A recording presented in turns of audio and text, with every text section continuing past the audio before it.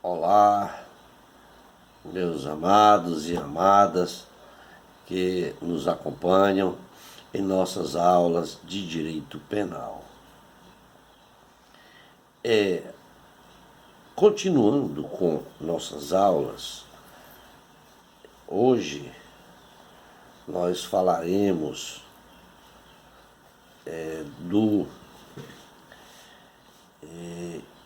do arrebatamento de preso, do motim de preso, do patrocínio infiel, do patrocínio simultâneo ou tergiversão previsto nos parágrafos 353, 354 e 355 ambos do Código Penal, e seu parágrafo do 355, seu parágrafo único, que trata da tergiversação.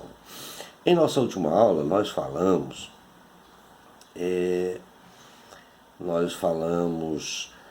da fuga de pessoa presa ou submetida à medida de segurança e da inversão,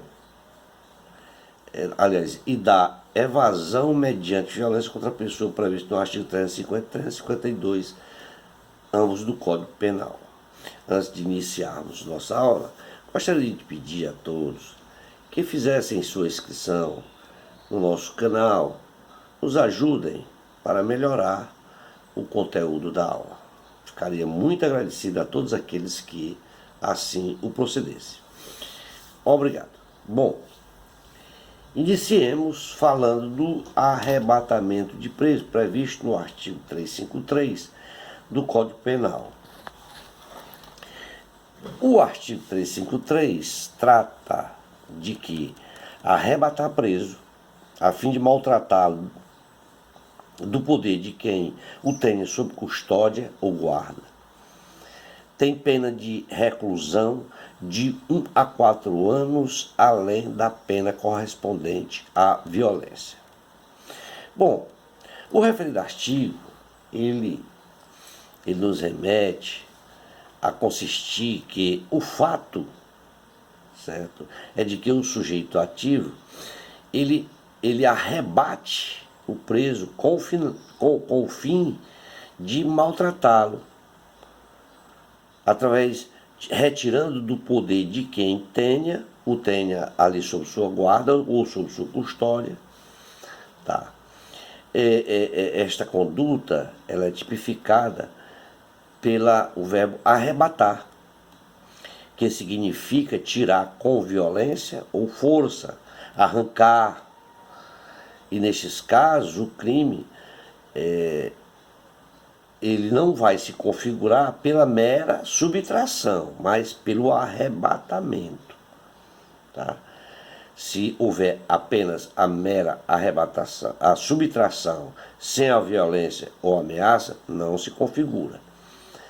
O objeto do delito é o preso, sendo, aí nestes casos, irrelevante a natureza ou a espécie da prisão. Tá? No caso, não importa sequer que a prisão seja ilegal, já que o Estado ele é o responsável pela custódia do preso.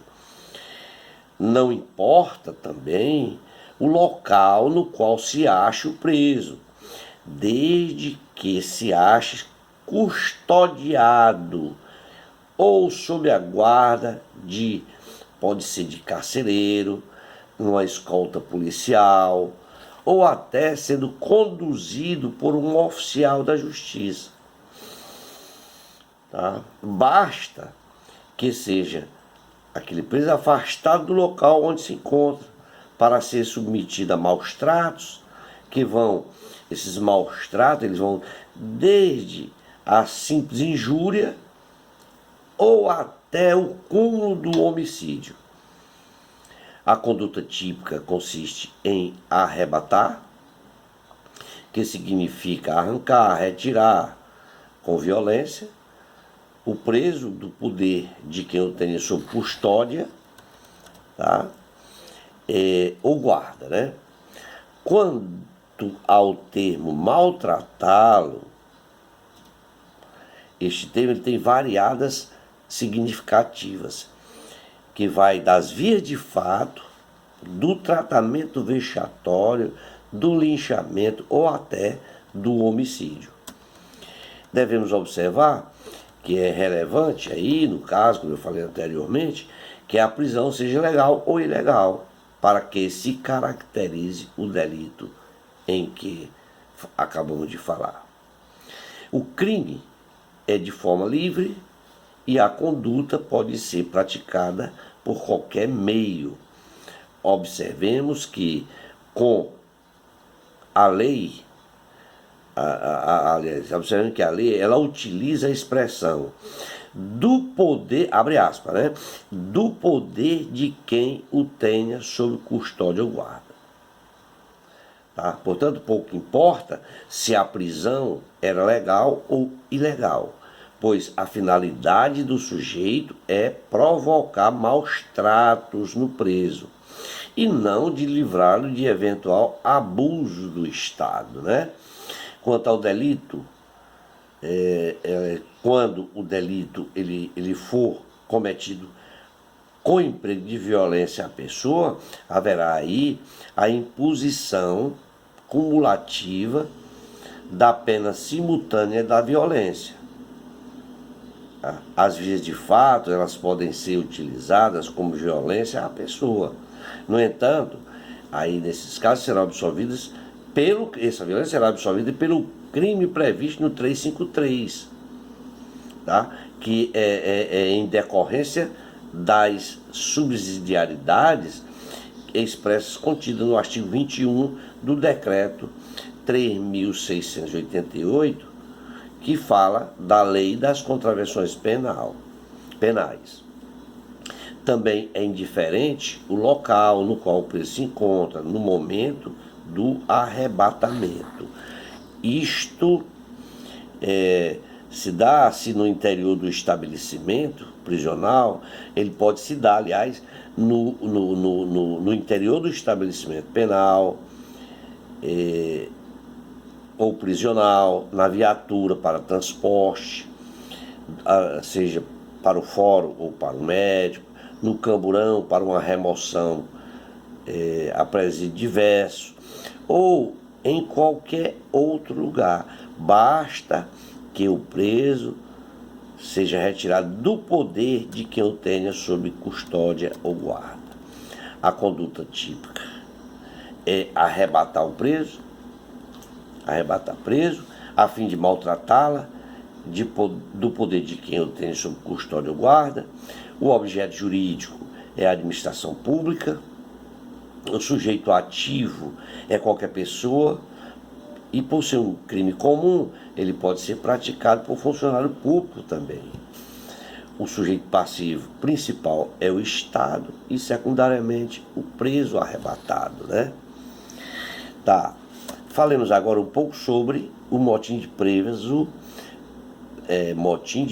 previsto no 354. O 354, ele nos traz a seguinte dizendo assim, o 354 diz que amotinarem-se presos, perturbando a ordem ou disciplina da prisão, tem pena de detenção de 6 meses a 2 anos, além da pena correspondente à violência. Este crime de motim de preso, ele consiste em amotinarem-se presos, perturbando a ordem ou disciplina da prisão. Tem uma pena de 6 meses a 2 anos, além da correspondente violência, né? O crime, ele só pode ser realizado por preso. Por tratar-se de crime coletivo ou de concurso necessário, ele é um crime próprio, e que no caso de apenas um preso se amotinar, ele se torna um fato atípico. Tá? Se observarmos na doutrina, nós iremos verificar que a própria doutrina ela fala de um número mínimo de presos, que são 3.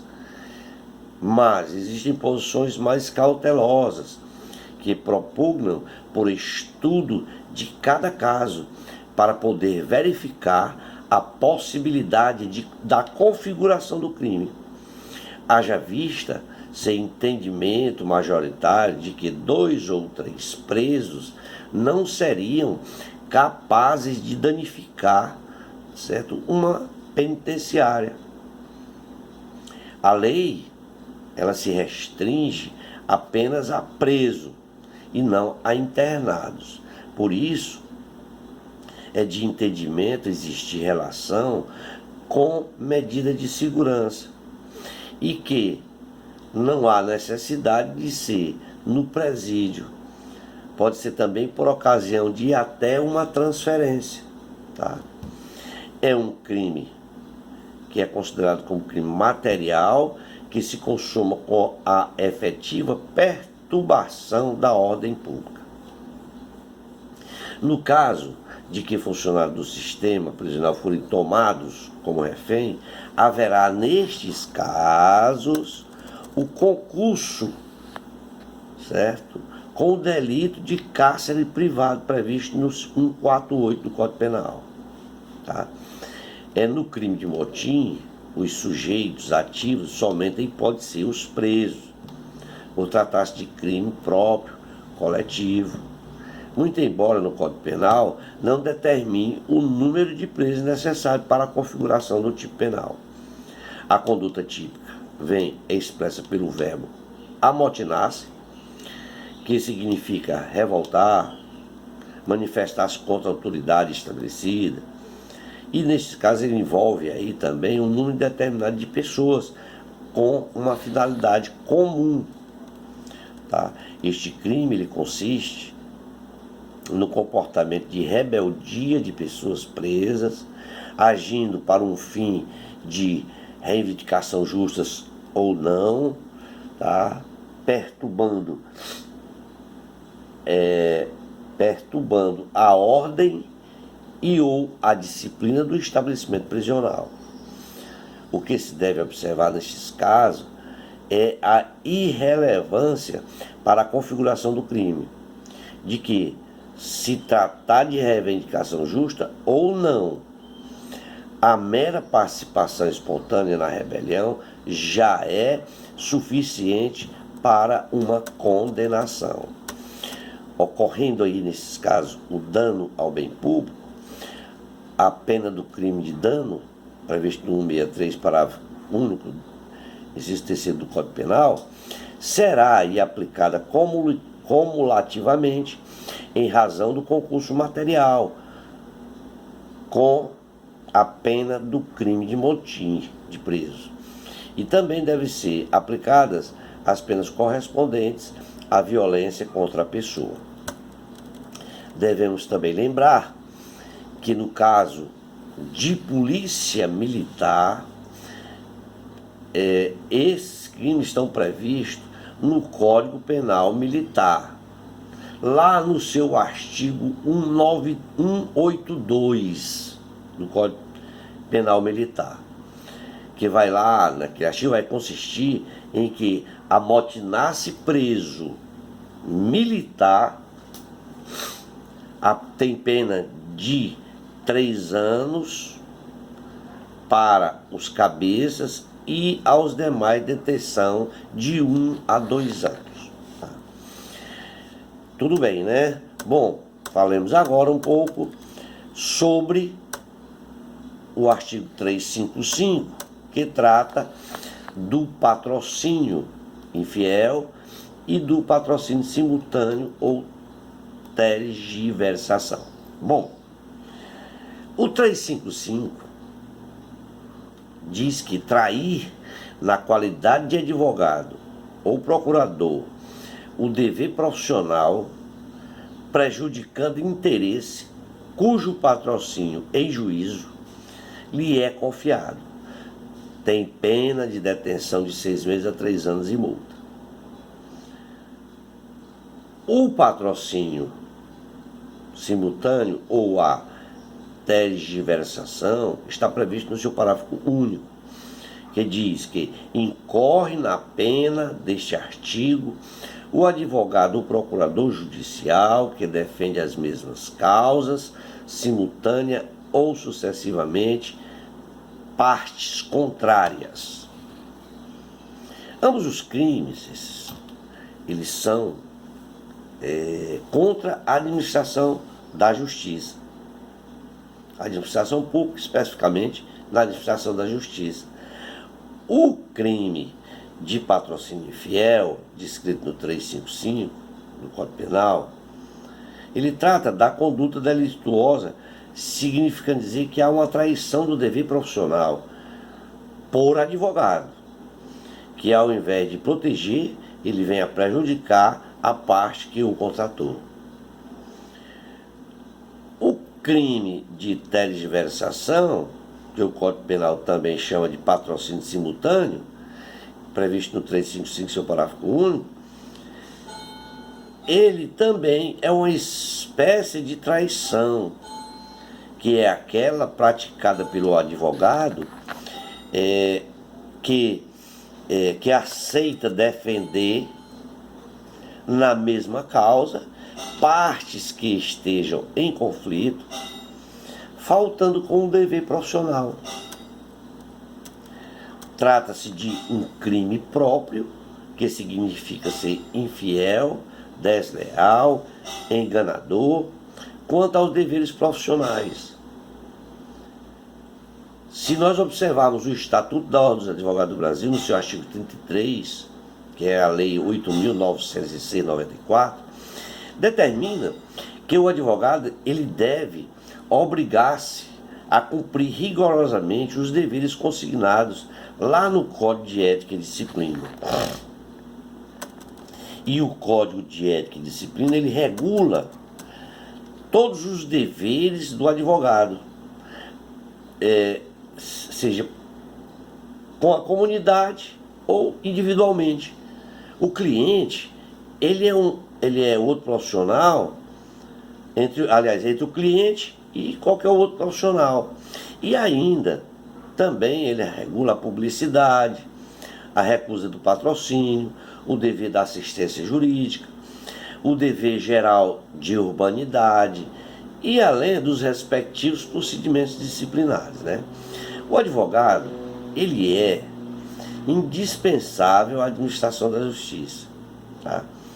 Porque ele por ser um defensor, certo? Ele é um defensor do Estado Democrático de Direito, da cidadania, da moralidade pública, da justiça e da paz social. E deve ele estar subordinado ao mistério privado, preservando sua conduta e honrando com nobreza a profissão, atuando com destemor, independência, honestidade, decoro, veracidade, lealdade e boa-fé, além de contribuir para o aprimoramento das instituições de direito e das leis, além também de aconselhar o cliente a não ingressar em eventual aventura jurídica, tá? E abster-se de utilizar-se de influência indevida em benefício próprio ou até do seu cliente. Quanto ao parágrafo único que trata do patrocínio simultâneo ou da tergiversação, ele vem a tratar de crime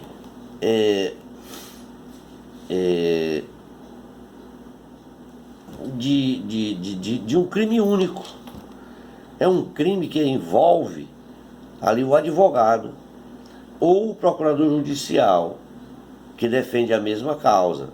Ou seja, quando o advogado faz um jogo com as duas partes, orientando o autor e o réu. Isso é que diz respeito a esse parágrafo único, que trata da tergiversação.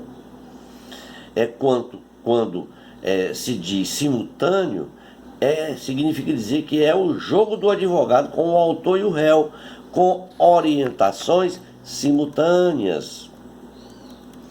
A administração pública é o bem jurídico aí protegido pelo tipo penal, especificamente a administração da justiça. E o bem material é a pessoa que tem o seu interesse prejudicado em virtude do comportamento praticado pelo agente, advogado ou procurador. O elemento subjetivo é o dolo, não havendo previsão para a modalidade culposa. O núcleo é trair, que é entendido como um crime comissivo, certo? Que é o de trair. E omissivo, haja vista que o advogado ou procurador, ele pode prejudicar o interesse de seu patrocinado, tanto fazendo ou deixando de fazer alguma coisa, portanto ele é comissivo e omissivo. No caso da tergiversação ou patrocínio sucessivo, ocorre aí quando o advogado desiste do patrocínio da causa de seu cliente para patrocinar causa ex-adversa, né? Trata-se de um crime próprio, que só pode ser praticado por advogado ou procurador judicial. É um crime material, conforme o caput, está lá previsto no caput do artigo. É um crime formal, previsto no seu parágrafo único.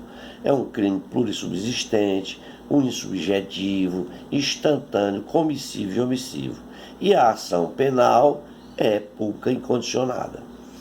O delito ele se consuma no momento em que o agente pratica qualquer ato em juízo que importe em defesa da parte contrária e que venha patrocinar, né, ser patrocinado. Vamos ficar por aqui, já demandam mais de 22 minutos de aula, para não ficar cansativo. Em nossa próxima aula, nós falaremos da sonegação de papel do valor probatório, da exploração de prestígio, da violência ou fraude em arrematação judicial, previsto no 356, 357 e 358, ambos do Código Penal.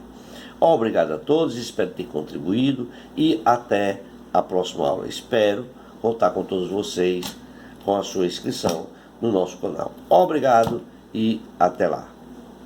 Forte abraço.